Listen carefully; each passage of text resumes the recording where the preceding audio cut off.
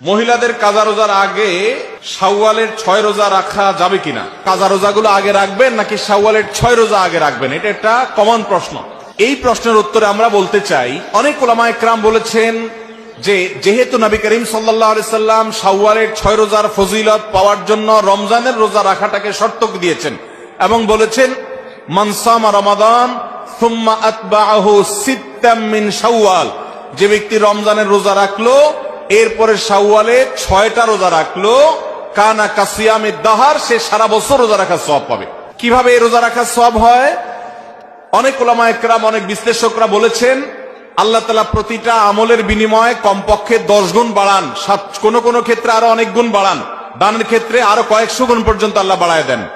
10 গুণ করে যে বাড়াবেন, এই জন্য রমজানের 30 দিনের 30টা রোজা আর শাওয়ালের 6টা রোজা, মোট 36কে 10 গুণ দিলে 360, সারা বছর রোজা রাখার সওয়াব হয়। তো এই জন্য শাওয়ালের 6 রোজা রাখতে হবে। এখন কথা হলো, নবী সাল্লাল্লাহু আলাইহি সাল্লাম কিন্তু বলেছেন যে রমজান রোজা রাখলো এরপরে শাওয়ালের 6 রোজা রাখলো, তার জন্য সারা বছরের সওয়াব। তাহলে এখানে রমজান রোজা রাখার পরে 6 রোজা রাখার কথা বলা হয়েছে। এই জন্য অনেক উলামায়ে কেরাম বলেছেন মহিলারা তাদের ভাঙতি রোজাগুলো আগে রাখবে, তাহলে রমজান রোজা রাখা হয়ে গেল, এরপরে শাওয়ালের 6 রোজা রাখবে। এটা একটা মত। তবে আরেকটা মত হলো শাওয়ালের 6 রোজা যে ভাঙতি পড়েছে এর মানে এই না যে তিনি রমজান রোজা রাখেন না, তিনি রমজান রোজা রাখছেন। এগুলো তো আল্লাহর নির্দেশে, কারণ তিনি রাখতে পারেন না যেহেতু তিনি অসুস্থ মাসিক। তো এই জন্য তিনি এগুলো পরে রাখলেও শাওয়ালের 6 রোজার সওয়াব তিনি পাবেন। কারণ শাওয়ালের 6 রোজা তো শাওয়াল মাসে না রাখলে আর হবে না, পরে রাখলে আর হবে না, কিন্তু এই কাজাগুলো তো পরে রাখলেও আদায় হবে। তো উত্তম হলো কাজা আগে করে যদি শাওয়ালের 6 রোজা রাখতে পারেন সবচেয়ে উত্তম, না পারলে অন্তত শাওয়ালের গুলো আগে রেখে কাজাগুলা পরে রাখলেও আশা করতে পারেন আল্লাহ তাআলা শাওয়ালের 6 রোজার ফজিলত দিবেন। রমজানে মা বোনদের জন্য স্পেশাল কোন আমল আছে কিনা জানালে উপকৃত হতাম। মা বোনরা রমজানে বিশেষ কোন আমল যেটা পুরুষদের জন্য প্রযোজ্য না তারা করতে পারেন কিনা? এর উত্তর হলো, মা বোনরা তারা ইফতার তৈরি করেন, সাহরি তৈরি করেন, বেশিরভাগ ফ্যামিলিতে তারাই করেন।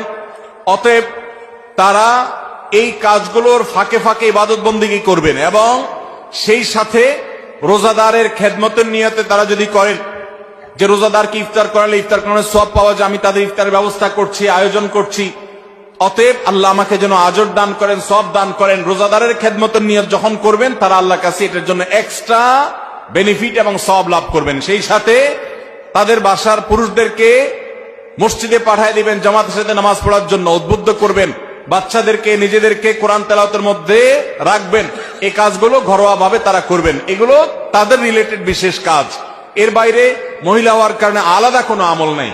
তবে আমাদের যে সমস্ত বোনরা রমজানে মাসিক অবস্থায় থাকেন, ওই অবস্থায় তারা কি আমল করবেন? সেই অবস্থায় তারা জিকির আজকার করতে পারেন, দোয়া দুরুদ পড়তে পারেন, ইস্তেগফার করতে পারেন, ইসলামিক বই পুস্তক পড়তে পারেন, তারপর রোজাদারের খেদমত সহ অন্যান্য কাজ তো করবেনই।